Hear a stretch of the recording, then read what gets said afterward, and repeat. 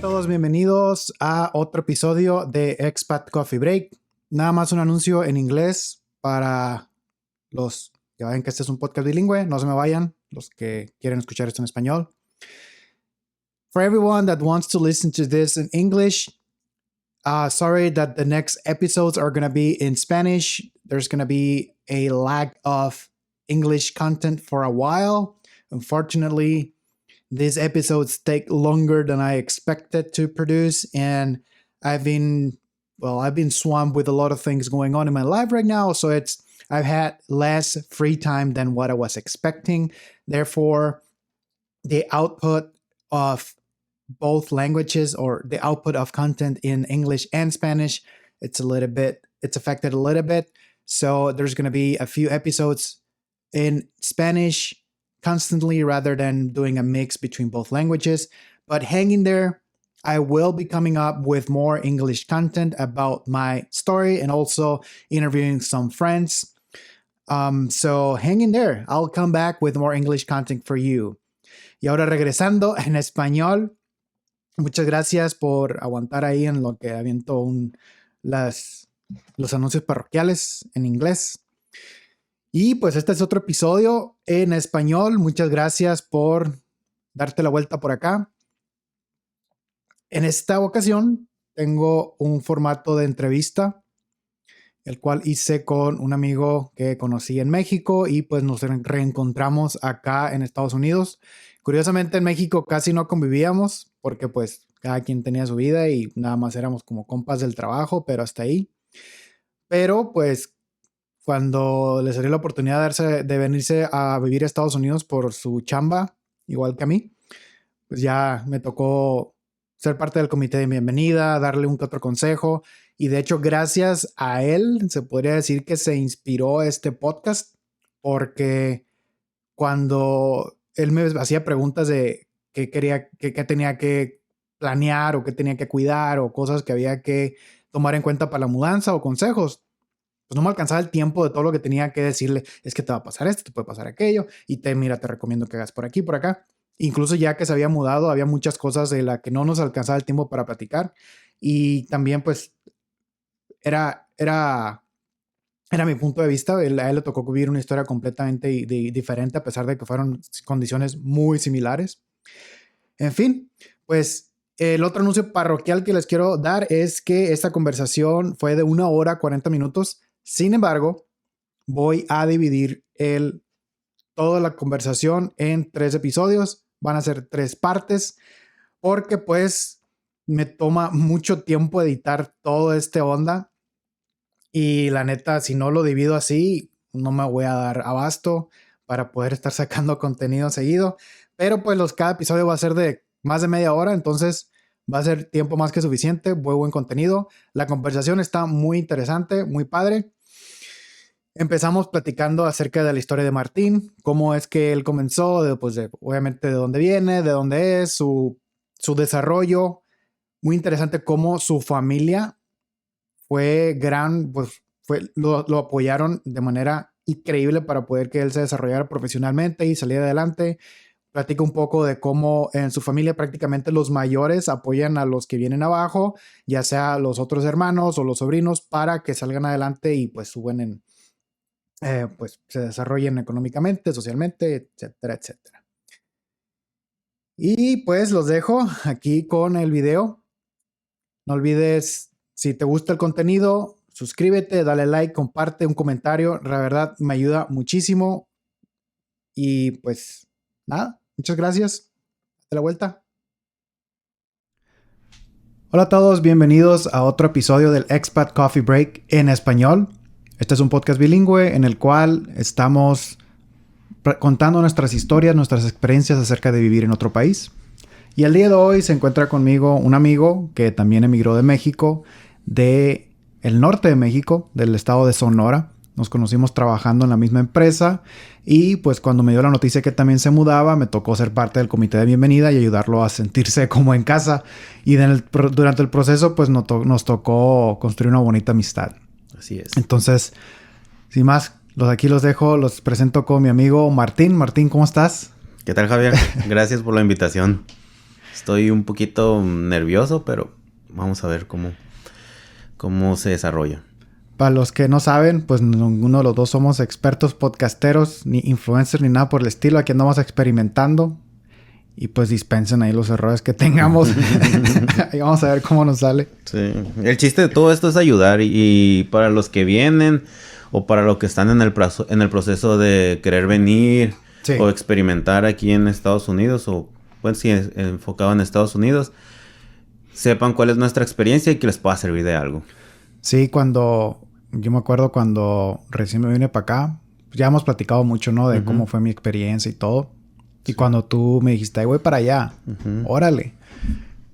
Tuvimos muchas pláticas y como que nunca alcanzaba el tiempo para platicarte todas las cosas que yo quería, como que vacunarte de cierta manera de estos problemas te vas a encontrar, estas situaciones te pueden pasar y así es como lo puedes resolver, o así es como te puedes sentir, así es como lo sentí yo. Y sentía que no me alcanzaba el tiempo. Sí, lo que yo sentía era como que ahorita ya que lo proceso, como que tú me querías plantear una realidad, porque nosotros allá en México tendemos a idealizar la vida aquí en Estados Unidos, pues entonces por lo que se ven en las películas, por el famoso primer mundo, etcétera. O lo que te platican los parientes y conocidos, ¿no? Exactamente. A mí me tocó vivir relativamente poco, par de semanas, par de meses cuando estaba en la universidad, entonces lo idealizaba porque no tenía absolutamente ningún compromiso con el país, por así decirlo. Yo solo venía a ganar un poco de dólares y ya me regresaba a seguir estudiando. A ver, antes de meternos en ese detalle, porque de hecho te quería preguntar acerca de eso, platícame cómo creciste, cómo fue tu infancia, de dónde eres, cómo fue crecer en México para ti, cómo era tu vida allá en México. Pues yo soy de Navojoa, Sonora. Municipio de Guasave. Sí. Soy de Navojoa, Sonora y crecí hasta los 18, 19 años, que fue cuando empecé la mitad de la carrera de Ingeniería Industrial en la Unison en Navojoa y de ahí mi papá me ayudó porque conocía al director de ingeniería, porque trabajaba con él, para que me hicieran cambio a Hermosillo, porque no era tan fácil. Como la carrera industrial se terminaba en Navojoa, el objetivo era que todos se quedaran graduados de ahí de Navojoa, ¿no? Entonces pasé 5 semestres en Navojoa 4 semestres en Navojoa y los otros 4 o 5 en Hermosillo. Entonces yo nací en el 86, ahorita ya tengo 35 años. Pues toda mi vida fue tranquila, nací con bastantes carencias. Mi papá pues no tuvo papás, entonces él pues se la rifó bien machín para sacarnos adelante. Ya luego conocí a mi mamá, empezamos así desde muy abajo. Mi papá la neta se la rifó bastante. Entonces yo aprendí de él todo lo que tiene que ver con el trabajo y con la responsabilidad y con... Aunque no me gusta ahora, no, pero pues con el échale ganas. Entonces... el échale ganas. Sí, para mí sí ha funcionado de ciertas maneras. A lo mejor soy víctima de las oportunidades, pero pues le he echado bastante ganas y pues gracias a Dios aquí andamos, ¿no? Ayer vino otro amigo y también hablamos acerca de eso y mencionó cómo también le causa cierto conflicto esa frase de échale ganas. Porque él también dice que no es tan sencillo como decir, es una manera muy floja. Y yo le dije, yo estoy de acuerdo contigo, es una manera muy floja de decir, resuelve tus problemas a pesar de la situación que tengas, sin tomar en cuenta que tu situación es algo que no elegiste. Exacto. Y las limitaciones con las que cuentas no va a ser igual decir un échale ganas para alguien que nació con una familia con dinero o con ciertos privilegios, alguien que nació o en situaciones mucho más complicadas. Entonces el échale ganas es muy... Porque al mismo tiempo esas carencias en las que naces se vuelven tu motivación y eso es lo que empiezas a echarle ganas pues para poder sobresalir de esas carencias que se te van presentando, ¿no? Entonces mencionaste que ya habías viajado a Estados Unidos cuando estabas en la universidad. Pues pues lo que yo hice, pues hasta los 18 como te dije, ¿no? Lo primero que hice fue cuando estaba en la prepa, yo viajaba con una tía que vive en Tecate. Entonces ahí tenía como cierta experiencia porque pues podías cruzar y venir y ir, ¿no? Pero no trabajaba en Estados Unidos. Nomás ibas de visita. Nomás iba de visita y ella, mi tía Lendy, ella se llama mi tía Lendy, ella idealizaba mucho Estados Unidos. Yo creo que ahí es donde empezamos a... Estando en Tecate, no en Estados Unidos. Y estando en Tecate. Ella ahorita vive en Las Vegas, ¿no? Se casó con un americano y ya... Y toda su vida bueno, todo el resto de su vida la hizo allá, ¿no?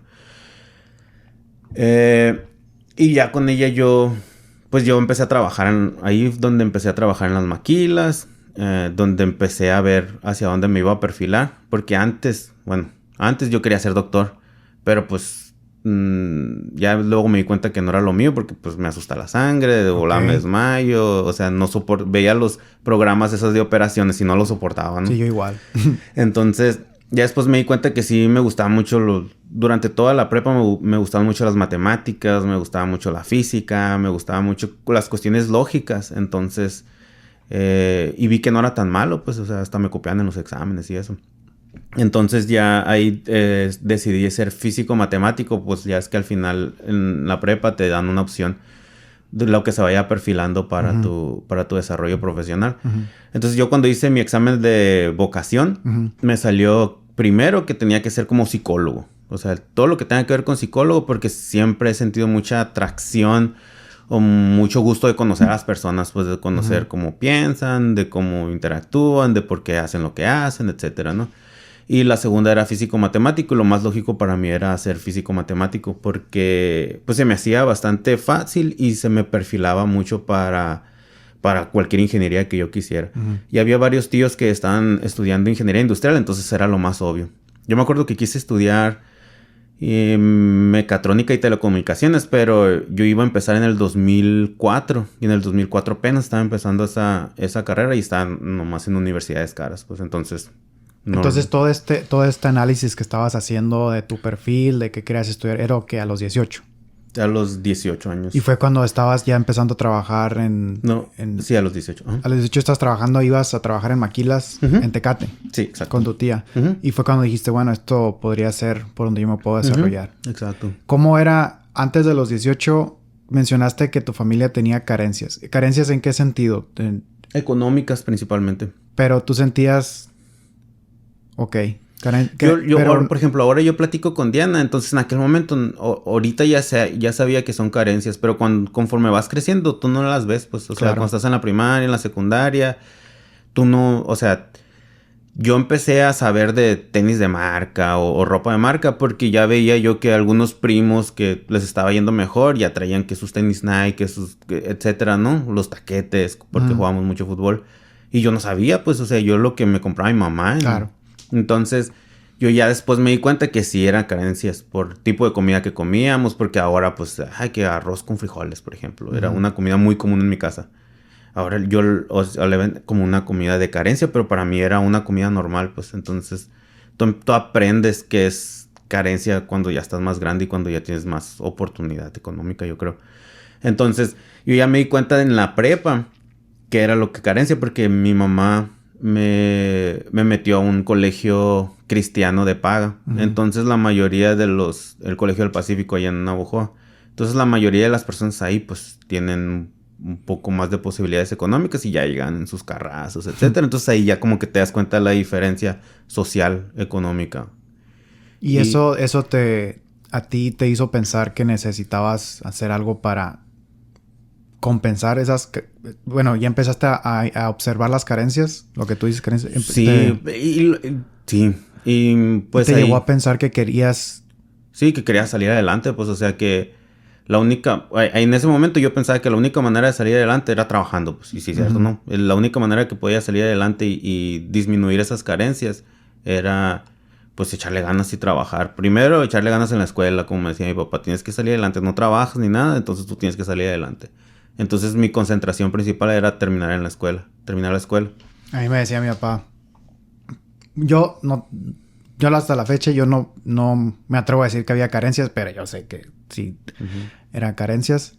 Sin embargo, pues estoy consciente que era lo que mis papás podían y querían darnos dentro de sus posibilidades, porque pues así les tocó a ellos y así ellos hicieron lo mejor para sacarme adelante, igual que tus papás.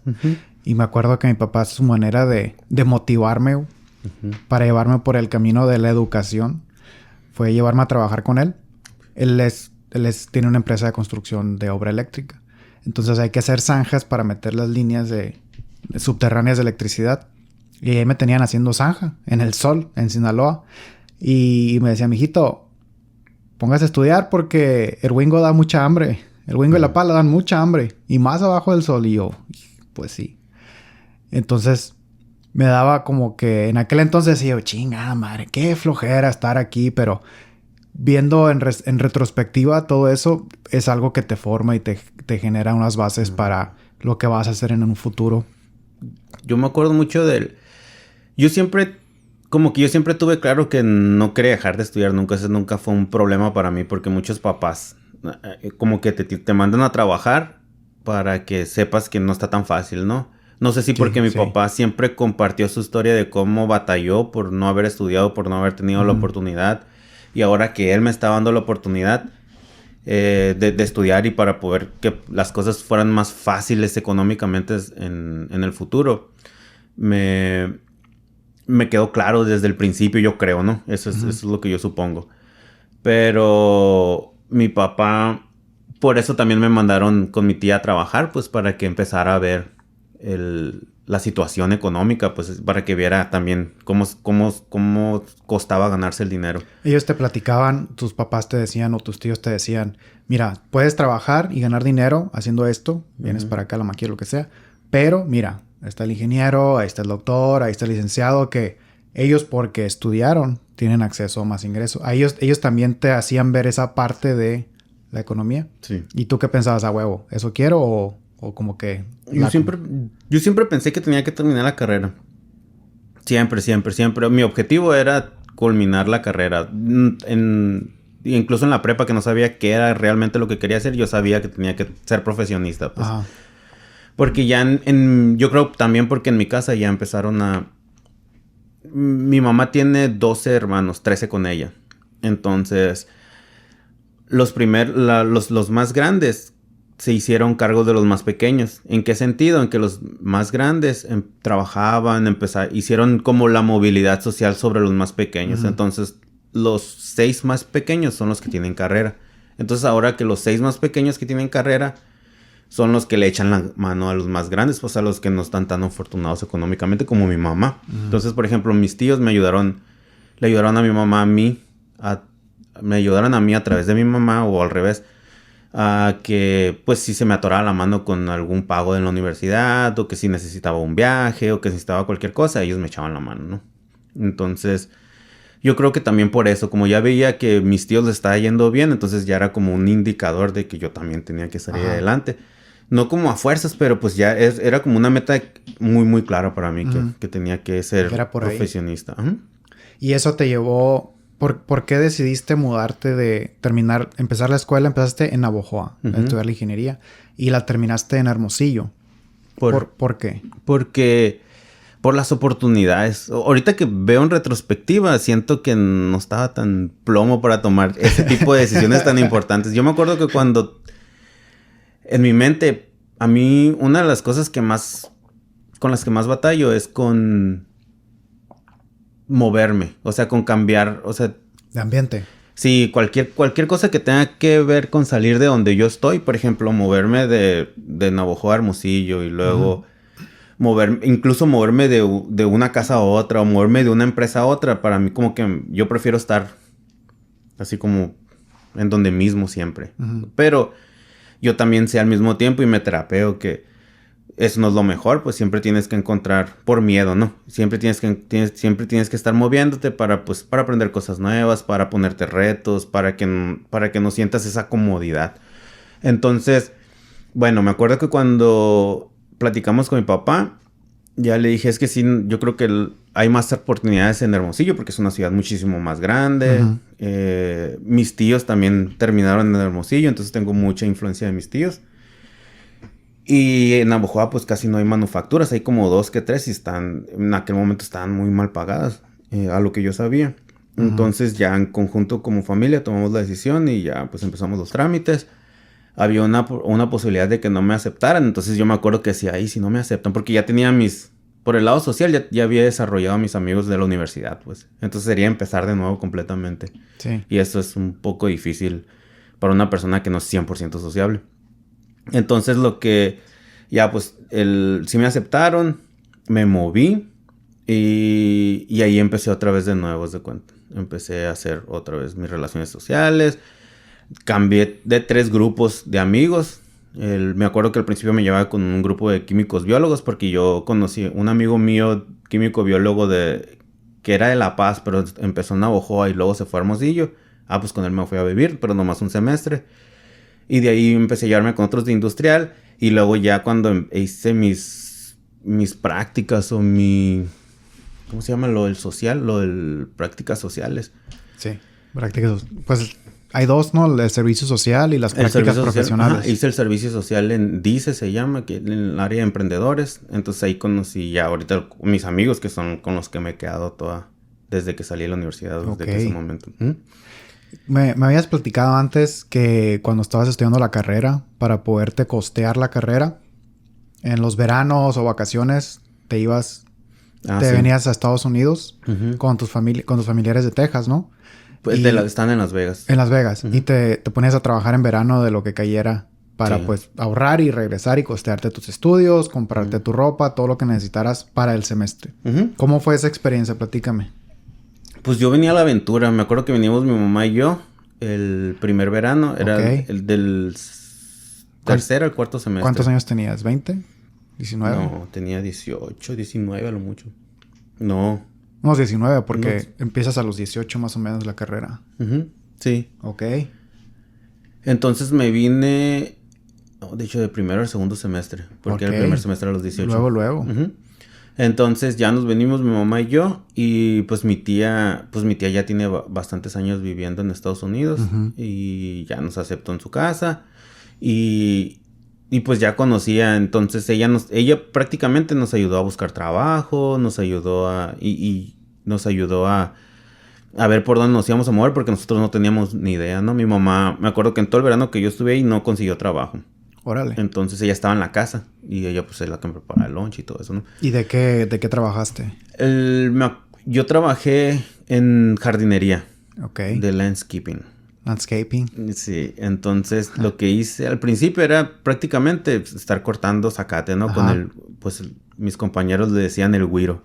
Entonces yo andaba cortaba el zacate y luego perfilaba las orillitas con pues no lo conozco como más que güiro, ¿no? Es la herramienta que parece como que un bastón. De un extremo tiene el motor y del otro lado tiene una rueda que da vueltas y un alambrito de plástico que da vueltas tan rápido que corta el césped, ¿no? Sí, exacto. No, creo que le dice... En inglés es el trimmer. Pero no sé si es así lo he escuchado que le dice el Agustín. Sí. Este güey hace landscaping. Y veo que sí le llama... ¡Tráete el trimmer! Y yo... ¿Qué es eso? Y ya vi que era... Ok, bueno. Ahí pues voy. Allá en Las Vegas le decían el güiro. ¿El güiro? Sí. Pero como el ruido que hace, güey. No sé si es wire o algo relativo a eso. Pero... Entonces... pues imagínate pues aunque ahí yo no lo sentía tanto, ¿no? Pero había mucho calor porque era muy similar el calor a Hermosillo, un poquito más seco. Entonces estamos hablando de 40 y tantos grados. En Las Vegas. Ajá, en mero sol, pues. Sí. Entonces yo terminaba de cortar el césped. Normalmente trabajamos creo que de 6 a 3 de la tarde más o menos. Órale. 8 horas. ¿No paraban a eso de las 11, 12? A comer, ajá. Okay. Sí, como media hora nada más. Bestia, güey. De todas maneras les tocaba un chingo de sol. Sí, pero empezábamos más temprano, se supone, para que no hubiera tanto calor. Sí. Entonces, empezábamos y lo más difícil o lo que más yo sentía era, pues al final teníamos que limpiar con un soplete y el soplete era un motor en la espalda, pues de gasolina. Ah, ok. Sí. Entonces, imagínate el color del ambiente más el calor así, terminabas. Yo me acuerdo que andaba todo con gorra y cubriéndome el cuello, con manga larga, entonces... Era casi seguro que te podrías deshidratar, ¿no? Pero pues estabas tome agua. Entonces, en uno de los... me acostumbré de volada. Nomás una vez me tocó que... pues uno de los clientes quiso quitar su alberca. Y pues quería que le pusieran pasto en lugar de la alberca. Entonces, pues, para quitarlo tú tienes que ir con un como un martillo gigante. Un demoledor. Entonces, jackhammer, creo que le llaman. Entonces a mí me tocó como 1 metro cuadrado quitarlo. Su máquina, o sea, ahí sí me deshidraté porque pues es estar en medio de las paredes de calor y luego... Entonces ese fue como que la experiencia dentro del landscaping, como que yo me quedé a la vez. Lo más rudo. Está bien difícil. ¿Cuántos veranos trabajaste así? Ese es el landscaping, trabajé un solo verano. Trabajé 3 veranos en Las Vegas. Y en ese mismo verano, un domingo, me invitó mi tío a trabajar porque él trabajaba en construcción. Entonces armaban de bloques, armaban paredes o armaban bardas. Y ese es el trabajo más difícil que he hecho en mi vida. Me acuerdo. Porque trabajamos... Lo único que yo tenía que hacer era cargar los bloques, pero eran bloques gigantes y estar acarreando la mezcla, ¿no? Entonces, para empezar, mi tío me prestó unos guantes y se te rompían las manos, ¿no? Entonces, era como, ahora que hago CrossFit, pues, como que, o sea, acostumbras a las manos, ¿no? Pero en ese momento, pues, no hacía nada. Entonces, traía todas las manos cubiertas, me puse doble guantes. Y no podías parar, pues estabas trayendo. Y me acuerdo que trabajamos como 8 horas y al final del día mi tía me dijo, vamos a comer a alguno de los malls o alguno de los casinos.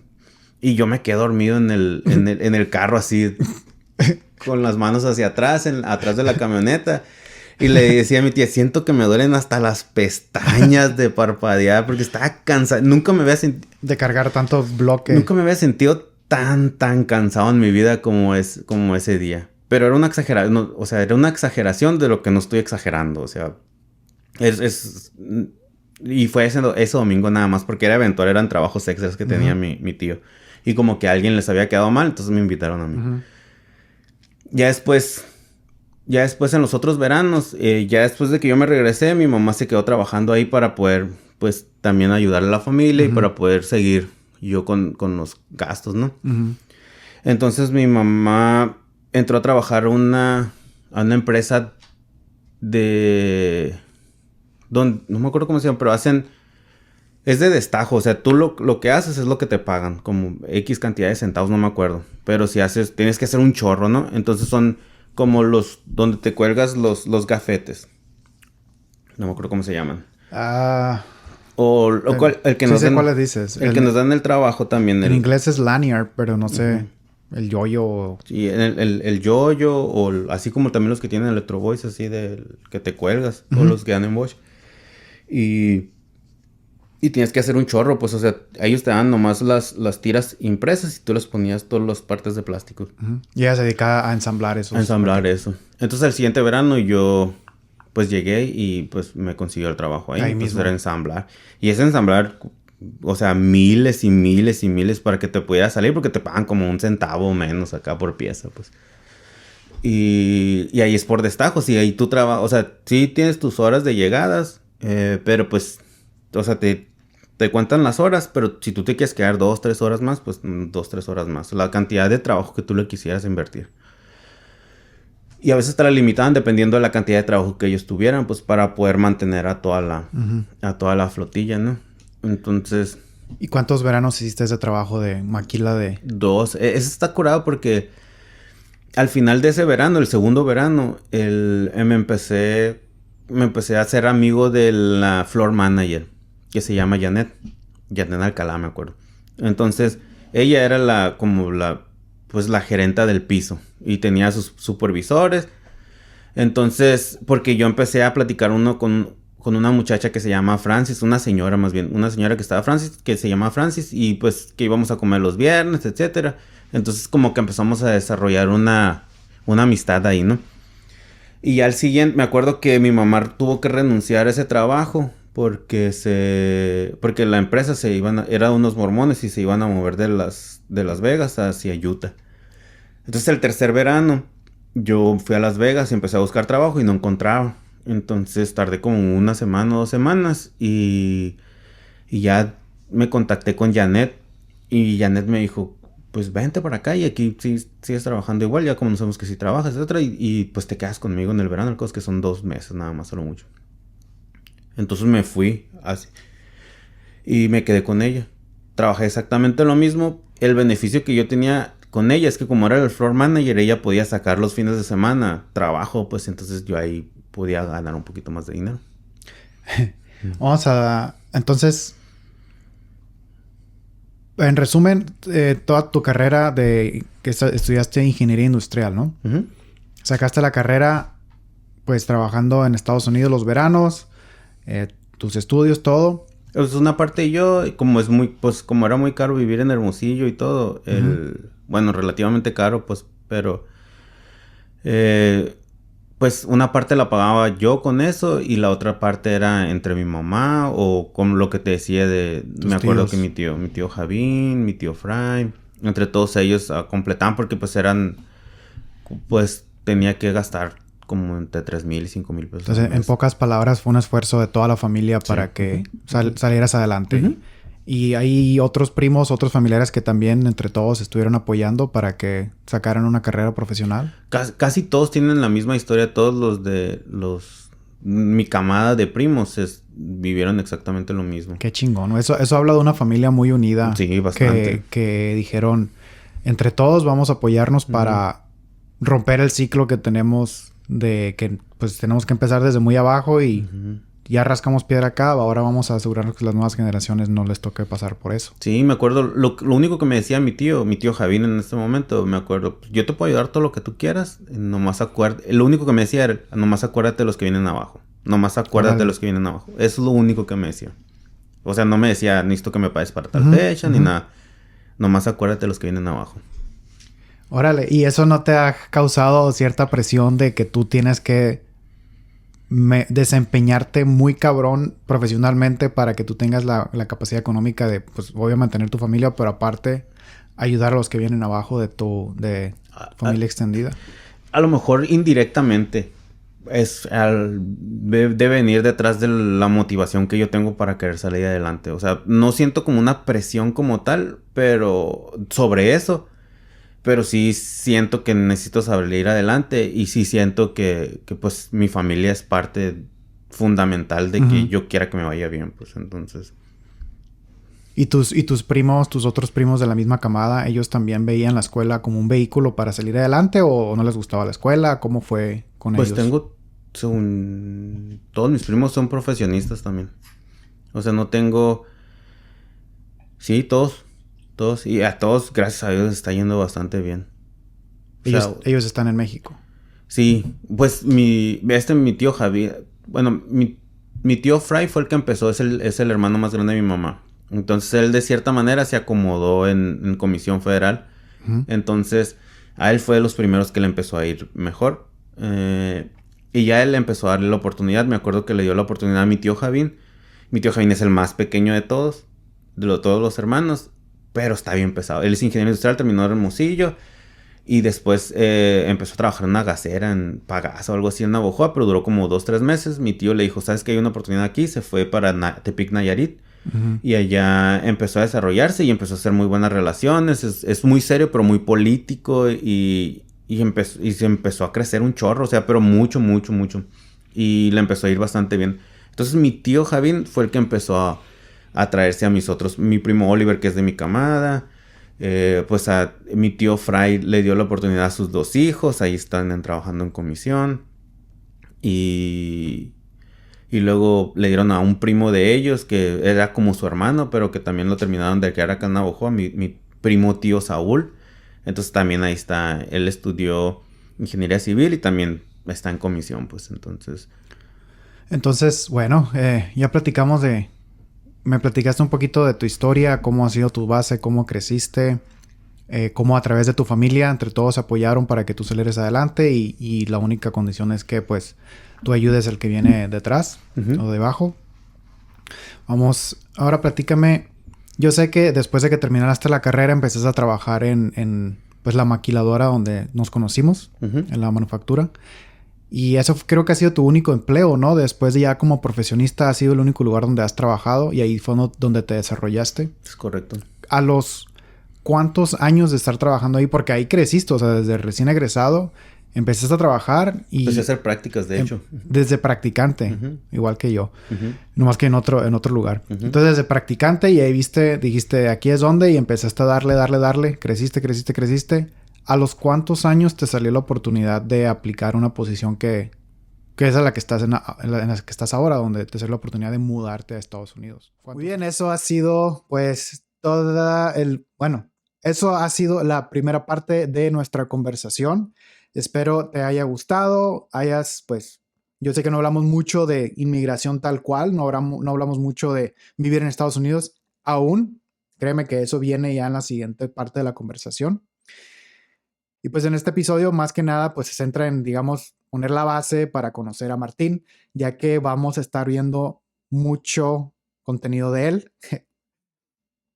Y bueno, pues si te gustó, dale manita arriba, comparte, sígueme en Spotify, dale una review en cualquier plataforma donde lo estés viendo, comentario. Eso me ayudaría muchísimo. Neta, estoy empezando y pues obviamente no estoy generando nada de esto. No es como que me quiera hacer rico de youtuber, pero si me alcanza para comprarme equipo y pagar de perdida el hosting del podcast o alguna que otra feriecita para poder comprar equipo, invertir y hacer mejor contenido para ti, pues eso me ayudaría tremendo. Sería un ayudo tremendo y más pues si lo compartes. Muchas gracias por escucharlo y nos vemos a la próxima.